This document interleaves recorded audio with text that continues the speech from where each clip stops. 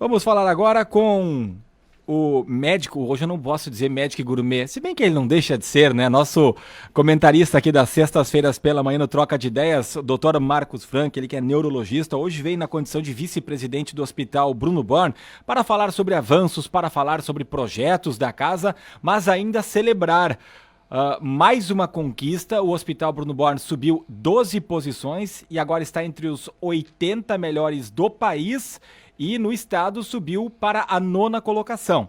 Então passou da 12ª para a 9ª colocação no Rio Grande do Sul. Então é uma conquista, né? Nessa avaliação que é feita, é um ranking anual produzido pela revista semanal norte-americana Newsweek, a segunda maior dos Estados Unidos.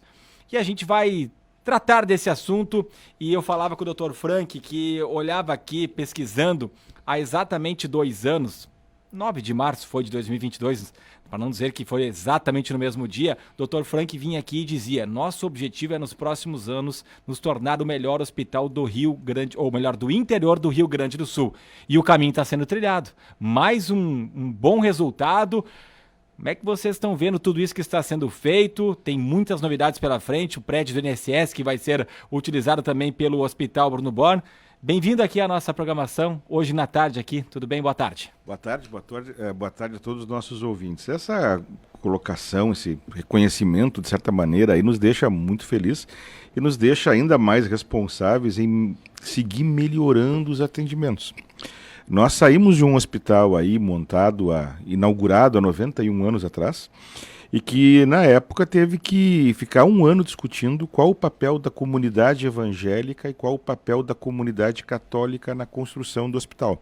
Então essa era a tônica aí há 90 anos. De lá para cá o hospital foi crescendo, foi agregando médicos, começou a fazer não só atendimento médico, mas também educação. Hoje a gente forma muitos profissionais aí nas residências, tanto médicas como nas residências aí multiprofissionais. Veio um curso de medicina, o hospital, de certa maneira, ele recebe esses estudantes, uma boa parte deles, e ajuda a dar formação para eles. E nos últimos tempos, então, nós começamos a aparecer no radar da revista Newsweek. É algo que todos os hospitais do mundo, quando ganham uma distinção na Newsweek, eles colocam lá na sua página. Se tu entrar lá no Albert Einstein, ele vai colocar lá que ele é o primeiro da Newsweek no Brasil e o primeiro na América Latina. A gente olhar no Sírio-Libanês, se nós olharmos lá nos hospitais de Nova York ou de Pittsburgh, os hospitais israelenses, europeus, eles prezam muito essa classificação. Essa classificação ela é tremendamente séria. Mas ela não significa que os hospitais são a prova de erros ou coisa assim. Pelo contrário, o que essa premiação faz é reconhecer um esforço contínuo de melhoria. Né? E o que a gente tem melhorado nos últimos anos aí no hospital? Melhoramos na qualificação dos profissionais, né? Conseguimos, depois do surgimento da UPA, ter uma emergência que é tremendamente profissional e com profissionais com formação específica nessa área, e começamos aí no ano passado com uma residência em emergência médica, que é algo que é muito necessário. Significa que nós conseguimos lá dentro da UTI trabalhar com níveis de contaminação e com resolução parecida com a dos grandes hospitais do país.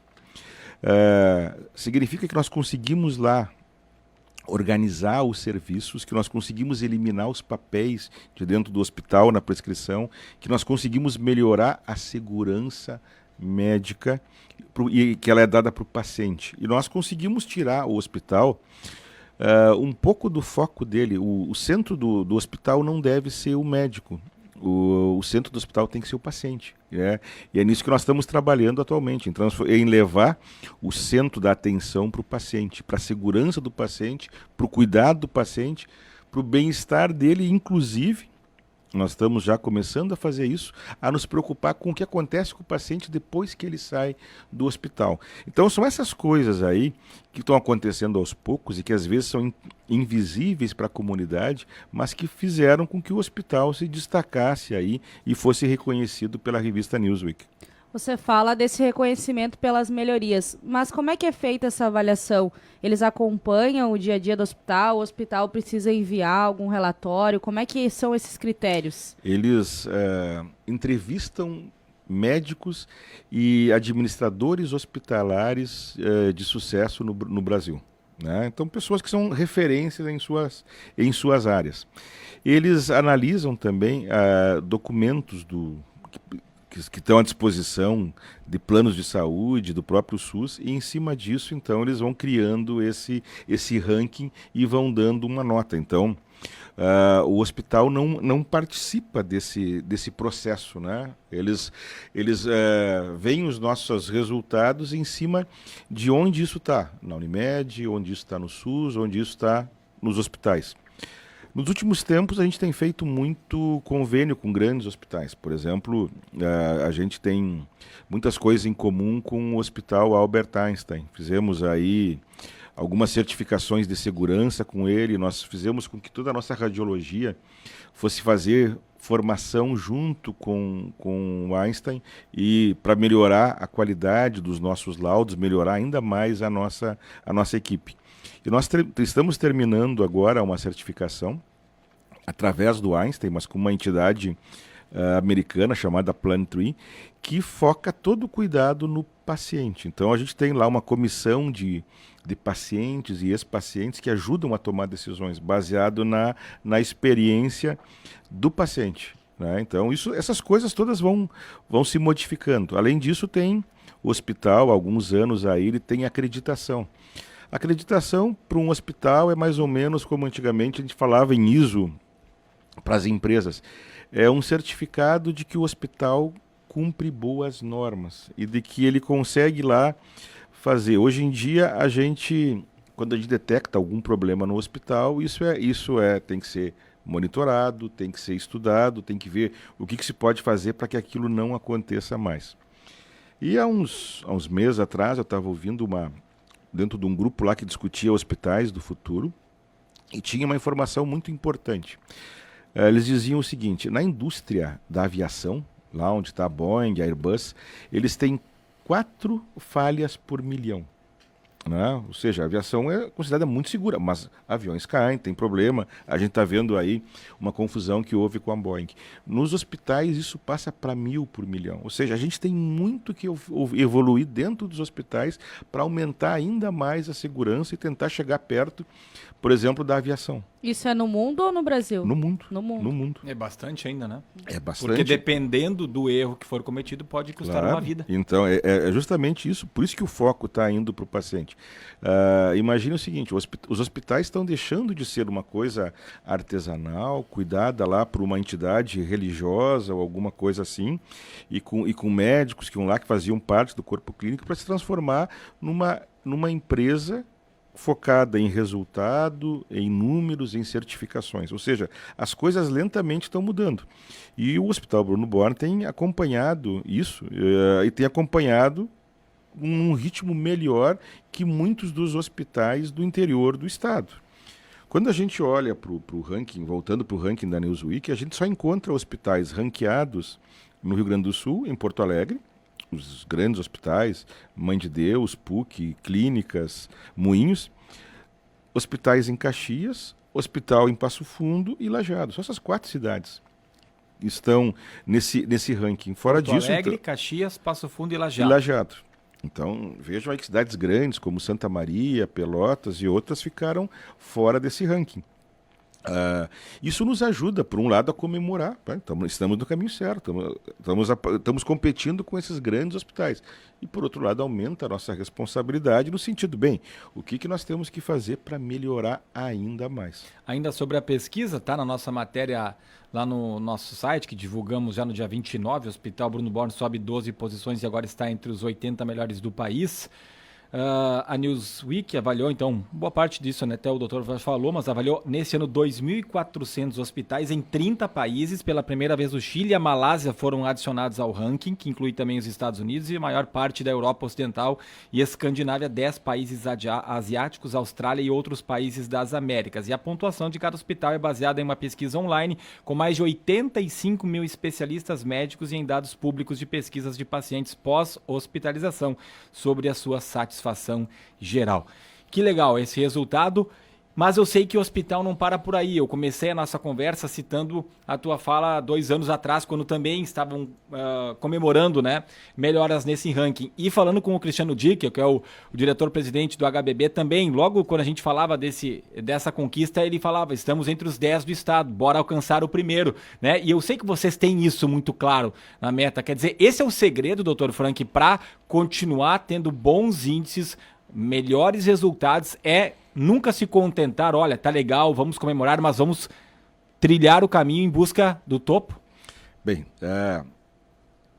é muito importante a gente poder, às vezes, se comparar com os outros e dizer, bem, eu posso melhorar, eu posso dar. Essa vamos dizer assim, é uma das tônicas da vida, né? A gente vai tentar, quem joga futebol vai querer que seu time seja campeão. Ninguém quer entrar lá para ser o último colocado. Né? Alguém que corre, ele vai se esforçar para melhorar ainda mais o tempo em que ele corre. E nós estamos nos esforçando lá para melhorar os nossos resultados e vendo o que a gente pode fazer e vendo as limitações. A gente concorre aí com muitos hospitais que são privados, ou seja, eles não têm a questão SUS para carregar lá, que muitas vezes a remuneração não alcança o que se gasta para dar o atendimento. Então, isso aí é um peso que se tem, ao mesmo tempo é uma responsabilidade, porque imagina como ficaria hoje o atendimento da região sem o Bruno Borno. Se o Bruno Borno fosse um hospital privado, por exemplo, nós teríamos aí uma dificuldade enorme. E eu olhei os comentários aí e felizmente a maior parte dos comentários foram favoráveis, a gente sente esse clima de torcida junto com o hospital e claro que a gente presta atenção porque tem pessoas ali que não tiveram experiências positivas com o hospital. E é muito importante que as pessoas, a gente tem lá um serviço de atendimento, que a gente fique sabendo do que não tá funcionando para que a gente possa melhorar, porque seria uma ilusão a gente chegar aqui e dizer não, agora nós estamos entre os melhores, não tenho que melhorar, pelo contrário, a nossa responsabilidade só aumenta e a gente quer poder melhorar ainda mais.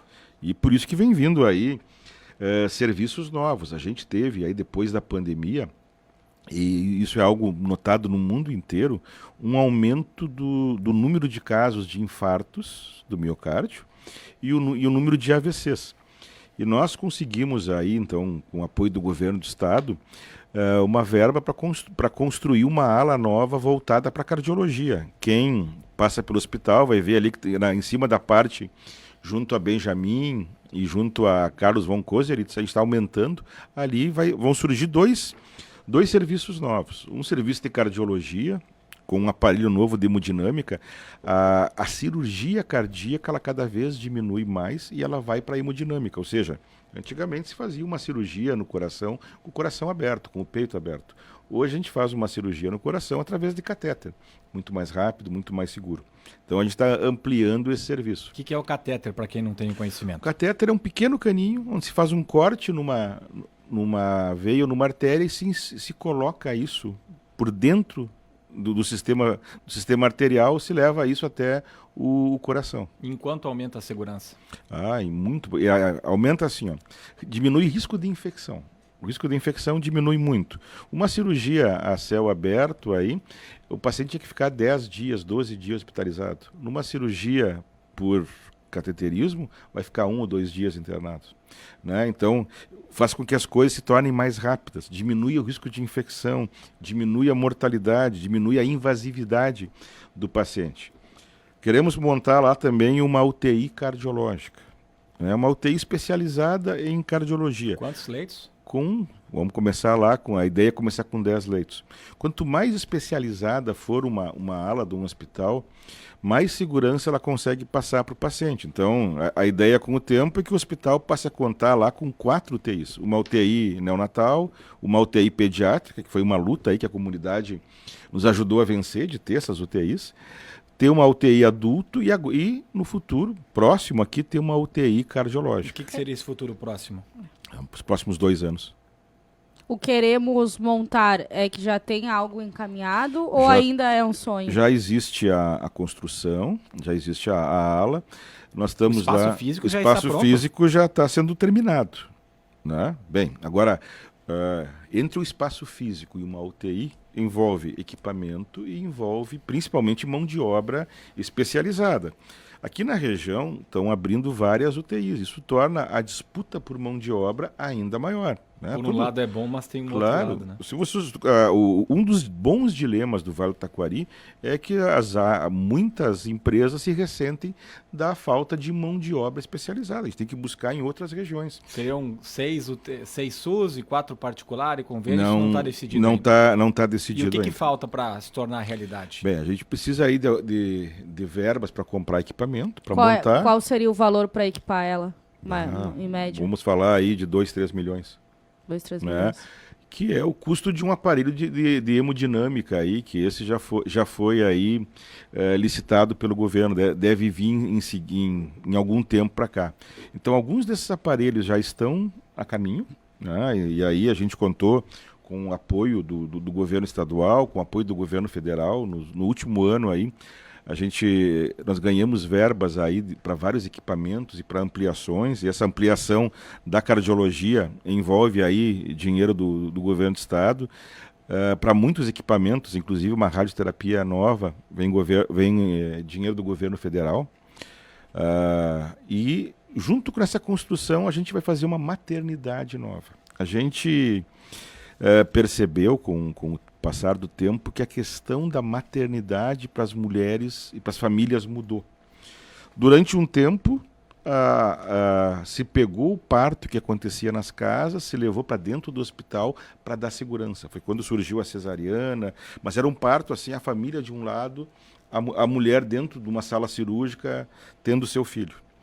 E hoje em dia as famílias diminuíram, tem menos filhos. A questão do filho é uma festa da qual a família participa. As pessoas cada vez mais procuram um parto natural, né? E o hospital vai evoluir nesse sentido, no sentido de que se priorize o parto natural, se priorize isso com várias técnicas auxiliares, seja cromoterapia, seja música, seja luz, ou seja, nós queremos privilegiar e fazer com que a família possa participar, assistir esse momento mais de perto. A gente acha que esse aí... O parto natural seria o humanizado, não seria nem o parto normal. Porque o parto nunca foi desumanizado. Mas sempre como foi, popularmente sim, é dito, né? Porque o que acontece, o que existia antes era um predomínio do parto cirúrgico, buscando vamos dizer assim, aumentar as taxas de sucesso. Hoje, quando uma criança morre próximo ao nascimento, isso paralisa uma comunidade. Isso há 50, 100 anos atrás era uma rotina muito maior. Então, a ideia aí é a retomada do parto natural, né? Para o qual a mulher foi preparada e para o qual a gente sabe que melhora as condições de pós-nascimento da criança, mas que isso aconteça dentro do hospital, porque nem sempre um parto vai conseguir evoluir para um parto natural, e se ele se tornar um parto cirúrgico, que ele esteja dentro de um ambiente onde possa fazer isso rápido e de maneira segura. Então essa é a ideia que a gente tem. Estamos conversando com o médico Marcos Frank, vice-presidente do Hospital Bruno Born. Tudo isso que a gente está falando de evolução, questão da maternidade, questão da UTI, cardio, é na estrutura do prédio atual ou algo já no prédio ali onde funcionava o INSS? Porque ali tem muitas coisas também que vão ser incrementadas, né? Não, o prédio do INSS ainda, ele não foi nem nos entregue oficialmente, e ele é uma reserva de espaço para o futuro. Nós construímos aí, estamos construindo a ala cardiológica Se nós olharmos o hospital, ele tem 3 prédios construídos em épocas diferentes. Aquela parte bem do meio, que forma um H, onde tem a capela, onde tem lá a estrutura como H7, que foi o prédio que foi feito em 1930 e que, reformado, ele continua lá prestando serviços. Depois tem o prédio que foi feito em volta desse, que foi feito nos anos 70, que ele vai da Benjamin, do lado do INSS, até o atual pronto-socorro, né? Então, em cima desse prédio aí é que nós estamos construindo essa unidade. É um andar inteiro que vai ser cardiologia. Então vai ser uma unidade de internação em cardiologia, uma UTI cardiológica e uma área de hemodinâmica, uma sala mista lá. O hospital já tem um aparelho de hemodinâmica. Esse aparelho de hemodinâmica vai ficar dentro do bloco cirúrgico, quando ele nasceu, e ele vai... Hoje em dia, cada vez mais se fazem cirurgias híbridas, em que às vezes a cirurgia a céu aberto e a cirurgia por catéter, elas entram juntas e fazem coisas em tempos diferentes. Então essa máquina continua e vem uma máquina nova. E a gente tem ainda alguns andares que estão livres no prédio da Júlia Castilhos, né, que é aquele prédio grande, novo, que foi inaugurado aí há uma década atrás. Então, a gente tem espaço para crescer.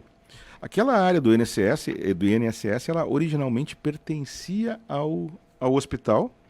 Ela foi vendida para a prefeitura para que naquela época o INSS só viria para o Lajeado se a prefeitura tivesse uma área. Então essa área do hospital foi para o INSS e agora está voltando para o hospital. E ainda...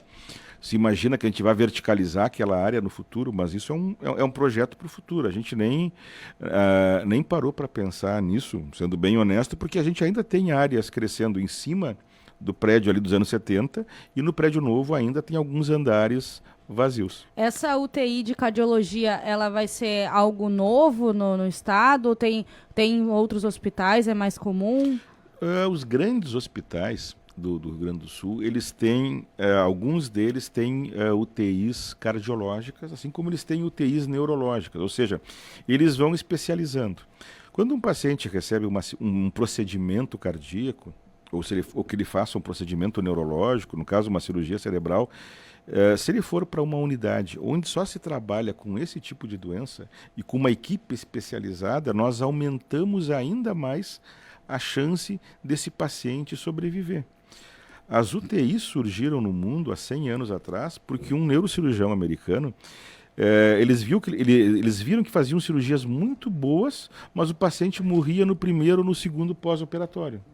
Então eles pensaram o seguinte: nós precisamos montar uma equipe que continue dando cuidado médico 24 horas para esse paciente depois, para que ele não fique instável. E essa é o início das UTIs. Então, uma UTI cardiológica aqui na região, ela vem coroar esses atendimentos e permite que a gente faça cirurgias ainda maiores e dê mais segurança para o paciente. Certamente os bons resultados devem aumentar, que é o que nós queremos fazer. E como consequência abre os leitos da UTI que hoje esses pacientes são encaminhados. Exatamente. Então, o que acontece? Pacientes com trauma, pacientes com cirurgias neurológicas, pacientes com grandes infecções, pacientes com cirurgias oncológicas, aumenta o número de vagas para eles na UTI geral, que hoje os pacientes cardiológicos vão para lá. E muitas vezes, quando enche o hospital, às vezes tem que cancelar cirurgias porque não tem vaga na UTI. Então, o paciente tem que fazer uma cirurgia lá grande, com risco, e não tem vaga na UTI, a cirurgia tem que ser remarcada porque não tem vaga. Então, aumenta também a nossa resolução. Doutor Marcos Frank, tem questões que chegaram aqui de ouvintes, essa aqui chegou até pela manhã, até vou pedir para a gente tentar dar uma agilizada, porque não temos mais muito tempo, mas até para atender aqui, ó. A Inês Wagner, do Universitário, ela diz: gostaria de saber sobre a possibilidade de o município de Lajeado ter o aparelho para ser feito PET-CT, já que aqui é considerado centro de oncologia. Até chegou na entrevista que fizemos com o doutor Cláudio Klein, que era o secretário da Saúde de Lajeado, e era assunto mais voltado ao HBB. Nós quase tivemos uma PET-CT, né, nesse ano que passou. Esse é um aparelho que custa aí em torno de 2 milhões de dólares, então fica aí de 8 a 10 milhões de reais. É um aparelho caro e nós vínhamos tentamos esse aparelho, mandamos um projeto para o governo e o governo aprova alguns projetos para pegar verbas do imposto de renda das empresas e da pessoa física. Nós ficamos, se não me engano, eles selecionaram três programas aqui no estado, nós ficamos em quarto ou quinto. Nós vamos seguir tentando fazer isso. Poucos hospitais no estado têm isso e é um sonho nosso, porque a PET-CT melhora muito o diagnóstico de oncologia, na parte de câncer, e é muito utilizado também na área de neurologia para fazer diagnóstico de Parkinson e de Alzheimer. Tá na mira, então. Sim, tá. Nós estamos há horas olhando para isso. O Ricardo Ewald, que foi presidente do Conselho de Saúde de Lajeado, ele também nos enviou aqui um relato, até um áudio aqui, relatando uma situação que volta e meia chega para nós, que é sobre o Hemovale. A questão da doação de sangue, o banco de sangue de Lajeado, que é junto ao Hospital Bruno Born. Ele reclama do horário curto, né, que é praticamente na parte da manhã, final de semana também tem ali. Ele chegou esses dias lá, não podia fazer, segundo ele, porque não tinha agendado antes. Agora tem a gincana do SEAT, parece que tem campanhas também sendo feitas para isso. Os pais estão indicando, as pessoas vão lá e não tem como doar. Muitas vezes se faz a campanha para as pessoas doarem. É um problema que nós temos aqui, historicamente. Não tem como ampliar esse serviço, eu sei que é terceirizado, não sei de que forma que o HBB poderia ajudar.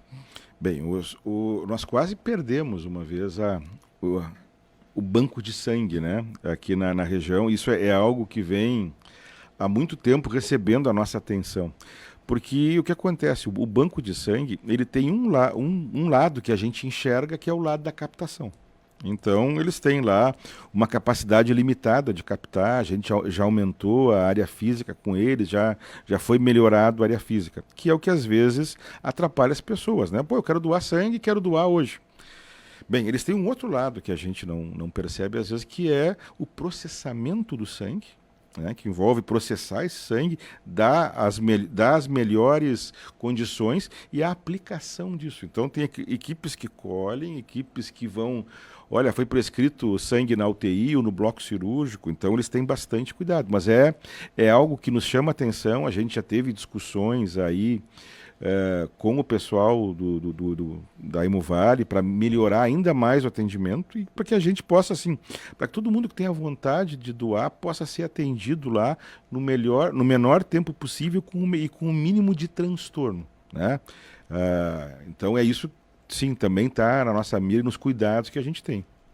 Dr. Frank, muito obrigado pela presença, parabéns, leva esse abraço aí para toda a equipe lá do Hospital Bruno Born, que volta e meia também é reconhecido aí por ser um bom lugar para as pessoas trabalharem, né? Mais conquistas aí e vida longa aí, melhores frutos para o Hospital Bruno Born. Eu quero agradecer então a todos os nossos ouvintes, agradecer a cada funcionário, a cada colaborador do hospital, porque o hospital hoje são 1.000 e poucas pessoas que trabalham lá dentro, que passam lá todos os dias, atendendo aí mais de 4.000 pessoas por dia.